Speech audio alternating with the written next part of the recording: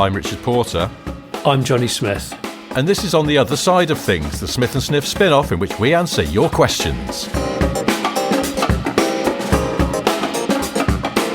Hi again. Otosot. Here we are, answering questions on a Friday, a little spin-off half-hour show. You probably know that by now. It's a cheeky little spin-off, Rich, isn't it? Cheeky little spin-off. Cheeky.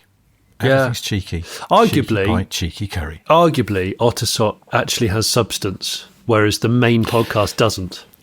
Yes, that's true. And, maybe even we sometimes may give people some kind of assistance. It's rare, but we try.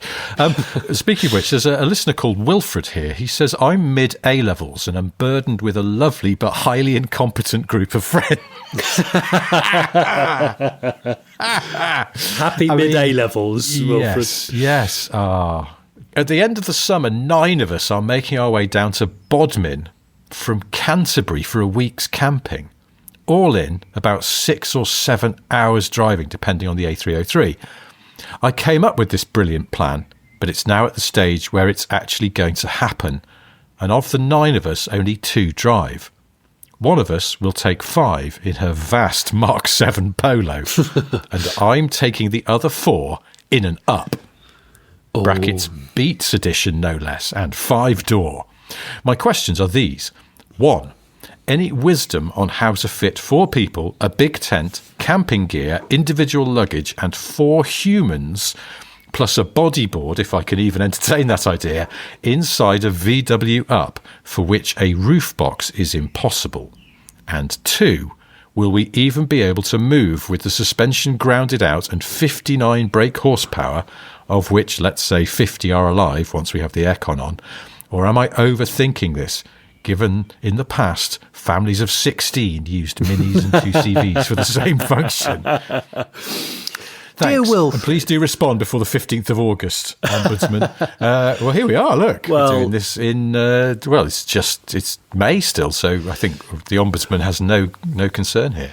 Dear Wilfred, I remember holidaying in Bodmin, I think it was in 59, and there was a family of 6 of us, and my father used to drive everywhere in his Morgan 3-wheeler with what they called a Jap engine in the front. Of course, we don't use such words now. We say things like Far Eastern person engine. But we had 6 of us in this car. I think there were 3 dogs. Yes, 3 dogs. He made 2 trailers using 1 Meccano set and a farmer who gifted him a trailer that was rotten to pieces. And he put a trailer upon a trailer, and the dogs were in the farmer's trailer, with thrashed around a little on the highway. And then I remember we lost one of the dogs midway, and we rebuilt the engine. It took us 11 days to reach Bodmin, and by the time we got there, everyone was tired and weary and sad. So we turned around and went home. But dear. Yeah, so you don't want a roof box. I think he's saying a roof box is impossible. Now I don't know why that would be. Is it that no one makes one with the fitting? Oh, they would make a roof box for an Up. They would. You'd think so. They would. VW Up roof box. Let's have a search. I mean, it may also be a budget thing. Yeah, well, do you know what? There's pictures of Ups with roof boxes here. I figured you'd say that because roof boxes are overpriced. I would buy second-hand roof bars from eBay, fit them, and then what you can do is get some waterproof bags. You might already have them, like waterproof expedition type bags, and make sure you ratchet strap them on. So buy ratchet straps, not just bungees, and you ratchet strap them on. Well, these people are students, or effectively just finished school, haven't they? So budget might be tight, but Army I surplus is your think friend. You can't go wrong with just some rucksacks and some gaff. Yes. Oh, well, no, hang on, because we don't want to start recommending things that could cause accidents if a rucksack then flies off on the A303. But you could, like a rucksack with the straps, you could sort of tie the straps to roof bars, couldn't you? Yeah. Yeah, you could. Do you know what I think? You've got to prioritise what's the most important thing to take, and that is a tent, and things to cook with. You can get food down there, so don't take any food because that takes up space. To get all your food there, and you could even, if you want to go full skank, you could take minimal clothing. Yes. Well, this is August. It's going to be hopefully nice and warm, so you only need T-shirts and shorts. Yeah, right. Maybe a hoodie for the evenings. Yes. Pants. No, you don't need You can do the old army trick of just turning them inside out, and then you get an extra day out of them. We I just wear 2 pairs of swimming shorts, commando, and then they dry quick. Wait a sec. Here's a valuable tip. The clothes you're going to take, wear all of them at once in the car. Yes. That way, because it's adding a little bit of thickness to you personally, but that's okay. The up's got the room there, and it's dead space otherwise. You can't get luggage in sort of just down, between you and the door. But if you're wearing, I don't know, 6 T-shirts and 3 pairs of shorts, which is probably too much anyway. I don't know how long they're going away for.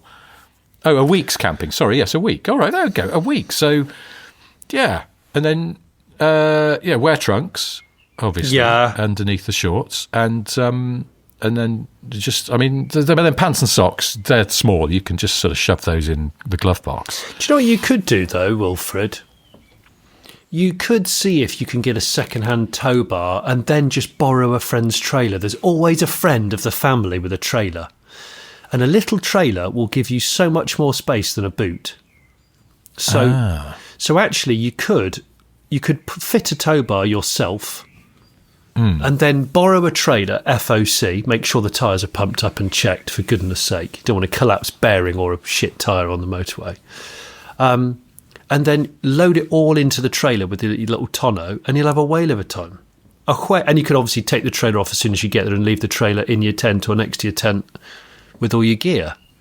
So I do think, choice 4 or 5, do what we did when we were young lads. We all chip in and we just buy a bigger car for that weekend. To be honest, I thought that would be your immediate go-to. I was trying to be more sensible, Rich. Fuck it, just go and buy a really knackered Ford Galaxy for 300 quid. No, seriously, that's a great idea. Buy a massive people carrier that's had a hideous life internally. Mechanically, it's good, and just get your mates to just deep clean the inside of it before your trip away. Deep clean it, vac it, really, really go for it with the wipes. And then enjoy it, and while on the way back, advertise it. What, with a sign in the window that goes, "You could buy this car now"? Well, it's probably not practical. Pretty much, you could do that, or put it for sale immediately, like the day that you're leaving, so that people are inquiring potentially. I don't know. I'm just thinking, live a little.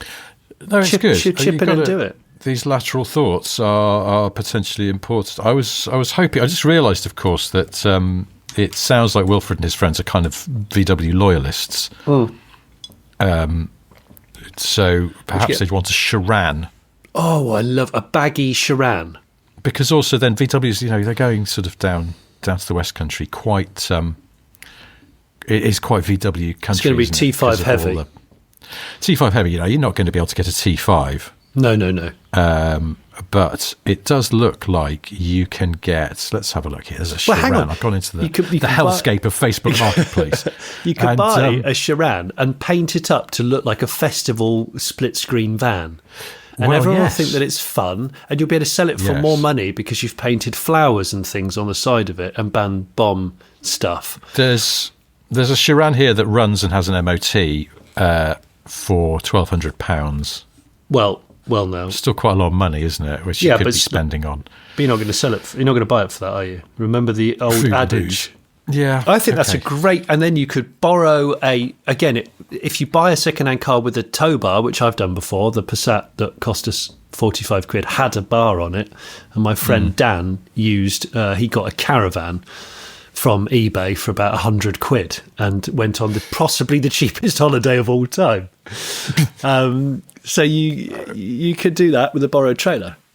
Just for the second part of Wilfred's question about will the up be able to move and things, I would say just on a minor point there, and this is sort of a sensible one, that if there's 9 of you, you've got to be a bit tactical about this and distribute the lighter people around the rear. Yeah. Whoever is the lightest, or the 2 lightest people, they should go in the back of the up. They should. I would say. But they should also, if they're the lightest, they're probably the smallest, because rear legroom is not massive in those cars. No, it's good for the sector, but it's, it's, yes, it is. Says consumer Johnny. Yeah. All right. Yeah. But has there been any useful advice in there? I don't know.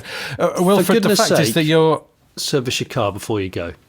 If you haven't, definitely check your tyre pressures and check your fluids in your tyre pressures. Extra air in, because they're going to need to be pumped up a bit more. But yeah, fluids and tyre pressures, obviously. Don't be one of those absolute meat cylinders that doesn't check their car and then drives 9 hours with the car more loaded with stuff than ever before, and then wonders why it shits itself.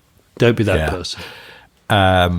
But no, I mean, you're all 18, aren't you? So you're young and supple, and you'll be fine. It's going to have a whale of a time. Pack Superleggera, I reckon. Facebook Marketplace Charan, ideally with a tow bar. Tax it. Listen, you're going to you've obviously got to tax it as soon as you buy it, but you can immediately get your tax back after the week. You just refund it, and you'll lose a bit. Oh yeah. So it's not that much of love lost. You might find it's cheaper to insure than you realise, because you only need to short-term insure it. So you insure it for 2 weeks or a week or whatever it is, and then put it straight back on the marketplace for what you paid for it. Listen, this is Bangonomics. It's also fun. It's part of the memorable holiday. You'll thank me 20 years from now. You'll go, do you remember that time we drove down to Cornwall in that terrible Charan that smelt of old dog? It was great. And remember, you drew a giant cock on the side of it in enamel paint. Yeah, I do remember that. Yeah. Anyway. If you want sort of the prospect of perhaps slightly greater reliability, asterisk, not guaranteed, the cheapest Previa on Auto Trader at the moment is £975. It's a Part X to clear. Well, that's 600 or go home, isn't it? 500. If we weren't busy doing other things, we could, in fact, do a car buying service for people, which is mostly you just marching into places and going, it's 600 quid or fuck off. I'd be like the equivalent of phone jacker. I obviously have a script that I phone people up, and I just do the script immediately. Honestly, I've seen the Previa for sale. Talk to me. This Prev, it's not the classic egg-shaped Prev. It's a second-gen front-wheel drive one, but it sort of looks all right. The arches, you can see some visible crust on a front arch, but I mean, it's £975. That sounds brilliant. It's got. If you're taking bodyboards, I hope it's got an MOT. If you're taking bodyboards and they're foam based, like typical ones, put them in the car first, and then pack all your stuff on top. Yes, that's a good tip. That's what I would say on that side. All right, well, there you go. We've given it our best shot. We've answered that better than any question ever. Wilfred, let us know how you get on once you get back in August. Question from Nick Robinson from Sale. Hi, Nick. Nick says... Not the BBC political correspondent. I don't think so, but he could be. Okay. Are you, Nick? Tell us if you are. Well, Nick Robinson is from the Greater Manchester area. I know this. Well, I don't know if Nick Robinson, correspondent from the BBC, would open an email saying, hello, trombones, comma. Probably not. I recently got into a YouTube wormhole watching 80s banger racing. I can relate, Nick. I was horrified watching what would now be rare and appreciated cars being completely destroyed. My question is, what 70s, 80s or 90s cars do you despise enough to gladly see in a banger race? Nick, from Sale. Interesting, Nick, because obviously there's kudos amongst the classic banger circle of sort of ruining very, very rare cars, which I fundamentally disagree with, especially when they leave trim on. And a lot happened over the bank holiday weekend, sadly. Not that I've already been down that banger racing wormhole. But so 70s cars which I despise enough to gladly see in a banger race. Do you want me to be harsh on this one? Go on. Rolls-Royce Shadow. Ah. Genuinely no interest. Yes. Just kill most of them. Most of them are rotten and patched to hell, and they've got terrible braking system. The engine's boring. Nobody can afford to restore the interiors when they go all musty and grim. Just kill them. I think as you get older, your hatred of shads just intensifies. Well, it's just because there's so many. We had this conversation on WhatsApp the other day of like, what would you rather have, a really clean Shadow or a really clean Toyota Century? And we both just went Century. Better car. More interesting. I think that's reasonable. And just less pedo connotations, frankly. Well, this is right. Yes, it's the wrong and factor with the shad is definitely quite strong. Yes, the ped for speed. So, are you allowed separate chassis cars still in banger racing? There's only sort of specific models get banned, don't they, for being too good? Yeah. Or have it historically. Yeah. Including the Nissan Bluebird, wasn't that one of the ones that was banned, weirdly? Bluebird was, I don't know if it's banned, but it's certainly like the one to beat in its class and was for many years. Same as Cavaliers were really good. Because I was going to say, to the chagrin of the trials people, I'd stick a Suzuki X90 in there just to... But a separate chassis, I don't know whether that would be actually quite good. It might be quite a good banger car, even though it's quite small. Well, I think fundamentally, banger racing, in order to be classed as banger racing, the cars ought to be worthless.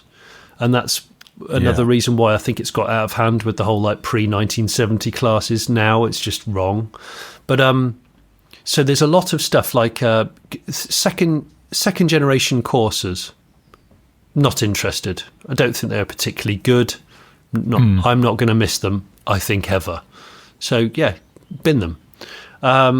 There's quite a lot of faults that are not very interesting. You can kill those. There's lots of stuff from the 80s and 90s that I just go, yeah, it's rubbish. But you see, the thing is then banger racing thins it all out to the point where when some are left... they hold more of an interest, and I guess they're rarer, so... I can't think of any stuff that I just sort of really hate that I'd like to see it smashed up, because... I mean, I'd really love to see... But personally, I'd really like to see SUV classes in banger racing, because if you could just do a whole grid of first-generation Cayennes...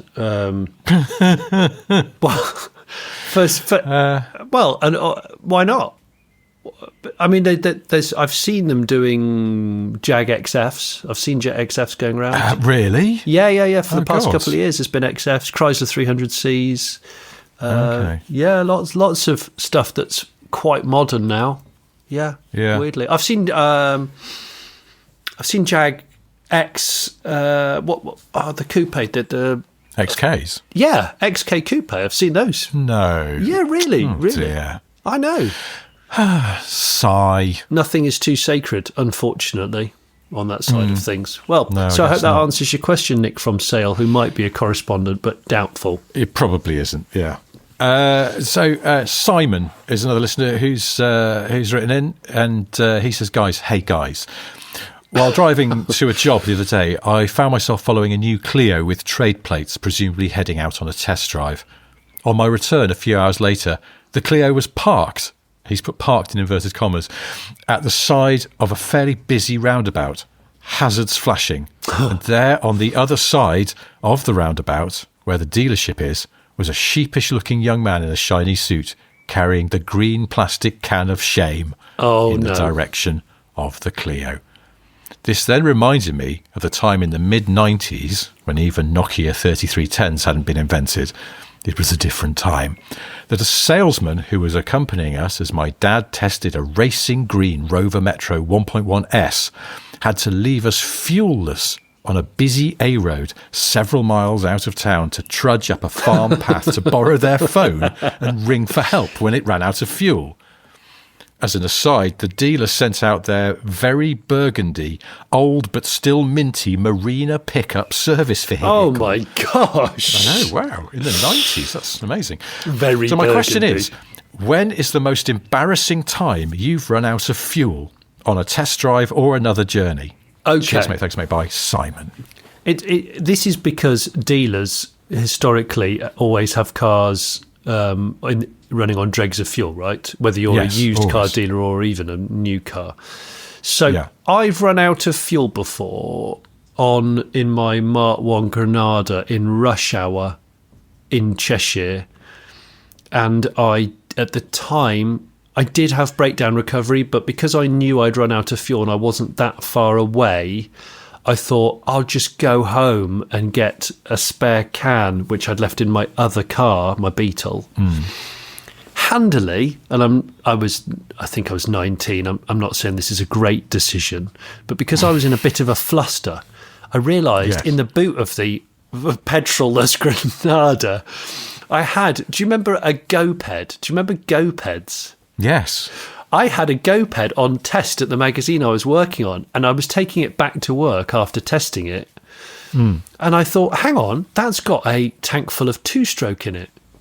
Oh. So I contemplated emptying it into the Granada, but because the tank is about a litre, I thought a litre is not going to go anywhere in a 2-litre Granada. So I struck it up on the hard shoulder of a dual carriageway, and I rode it flat out back to my house, which was actually about 2.5 miles away, and then got a gallon of fuel and then rode it sort of one-handed with a full gallon of fuel. And when I got back, a police car was just waiting for me at the side of the road next to my Granada.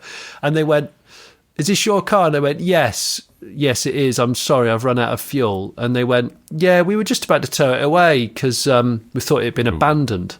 And I went, "It's definitely not been abandoned. It's actually a really nice condition car." And then he looked at the GoPed and he went, "I'm not going to ask about that. Just put your fuel in and go." And I went, "I will." And and they waited for me to put the gallon in to make sure the car definitely started, and then they left. But that was quite frantic. I was extremely sweaty after that sort of incident. I remember sort of stress sweats were pretty.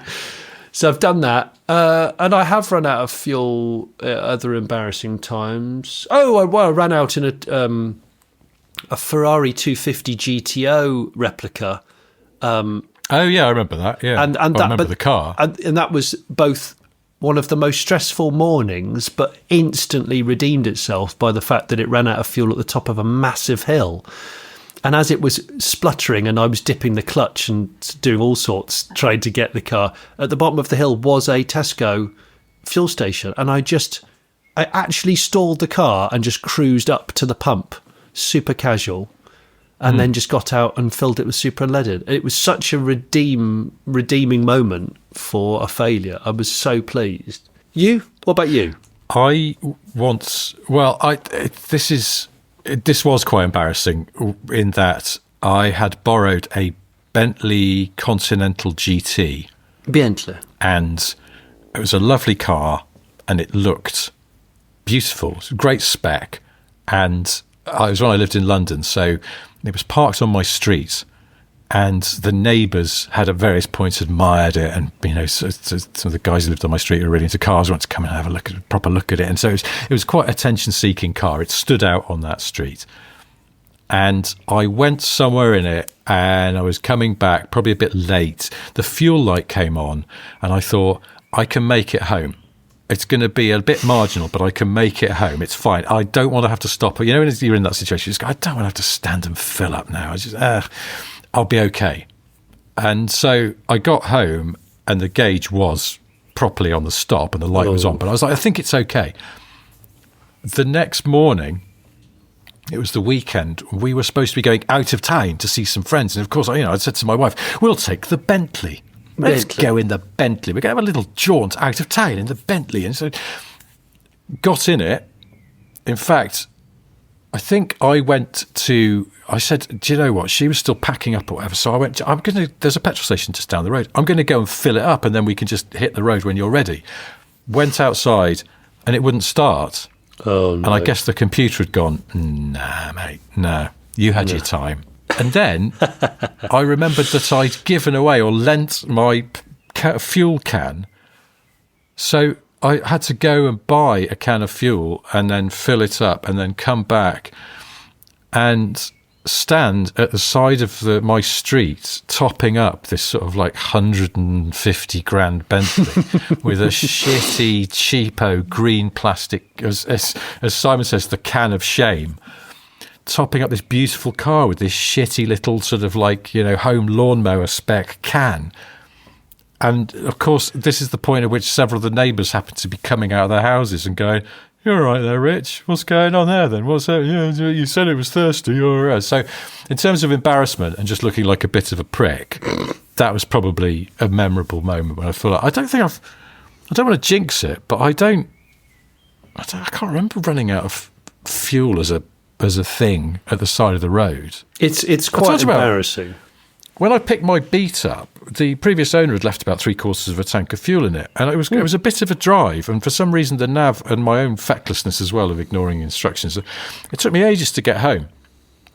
And the gauge didn't really seem to be moving very much. And I became convinced that it was broken because I couldn't comprehend, even though it's only a little engine, obviously it's quite revvy, I couldn't comprehend that it wasn't going down. So I stopped and tried to put fuel in it, and almost none would go in. Because in fact, it is just very economic. None would go in. I love that. But that's one of those ones where it's like, I don't want to, because when you pick up a new car, it's a special moment. The first and I didn't fueling. want to taint it by running out of fuel at the side of the road. That would have really pissed me off. So, but yeah, it was that sort of, when you don't know a car and you don't know if the gauge is accurate or even works. I don't know why I thought it would be jammed on 3/4, but it just seemed improbable that it wasn't moving very much. So before I did that, I was even tapping the gauge cluster like a pilot in a stricken Lancaster bomber on the way back to base. Tap, tap, tap, come on. So yeah, but no, I can't remember running out of fuel very much. It used to happen tons with me. But my dad, bless him, Bob, he, as a prepper, Dad would insist when we were younger that we carried a gallon everywhere. Oh. And so I still, it's certain cars of mine that I don't really trust the gauges on, I still carry a gal. And it's quite nice to know that even if I do run out, I've instantly got the chance to refuel. I quite like that about it. Have you ever had a car with a broken fuel gauge? Oh shit, I've got cars with broken fuel. I mean, my Beetle's the gauge has never fully been trusted because there's a kink in the cable. It uses a weight and a cable for the gauge. So it gets to about quarter of a tank and then it just stops. The gauge just stops telling you what's going on. And if you don't pay attention, that can catch you out big time. But of course, the Dodge fuel gauge is not trustworthy either. And I do genuinely always carry a gallon of the Dodge because, of course, a gallon doesn't go so far when one has a 6.3 litre dinosaur. Because I had a car with a broken fuel gauge, and I feel like you never run out of fuel in a car with a broken fuel gauge because you're so neurotic about it.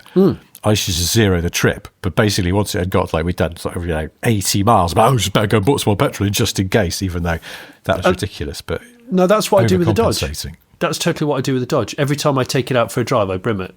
Of course, last time I ran out of fuel was in that Caterham, but people know about that stuff. Oh, yes. Which was a brand new car. Right, we've got time for one more short question. Okay, this one from Cosmo Taylor. Hey, quintessential SSGs, I'm in need of an answer to a first world problem. I'm lucky enough to be in the position to have inherited some money, 55 grand to be precise. Thanks for being specific, Cosmo. I'm a dinky man, in brackets, boy, with no real commitments anymore, of 55 summers with a hankering of midlife crisis car. I'm coming out of a Grandad spec 2018 520D and I'm looking for something significantly more sporty. Do I do my sensible head thing and get a reasonably modern BMW M5 Comp, still slightly middle-aged man spec, no? Or do I go for a heart car of an older 911? Is it screw the grandkids once they're over 10 years old and can't fit in the 911? Or do I succumb to being marginally more sensible?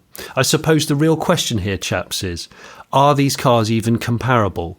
Or is it just a question of taste? As I can justify either to myself if I try hard enough. I know Richard's owned a 997. Would he have traded that experience for a newer M5? Your advice is appreciated. CMTMB, Cosmo? This is pretty straightforward. Just get the 911. Yes, I'd say The M5 is fine, but the biggest problem with the M5 Competition is that you know that the M5 CS exists, which is significantly better, and it might play on your mind, but it's also significantly more expensive and would be out of your budget. But you could get an absolutely peachy 911 for 55 grand, and you should do that. Okay, and my short answer is this. Cosmo, you're talking to a man that doesn't do choices. You can buy both the M5 and the 911 if you've got 55 grand. Let me answer this that's easily. true. Go and buy an E39 V8 manual M5. You can get a beautiful one for 20, okay?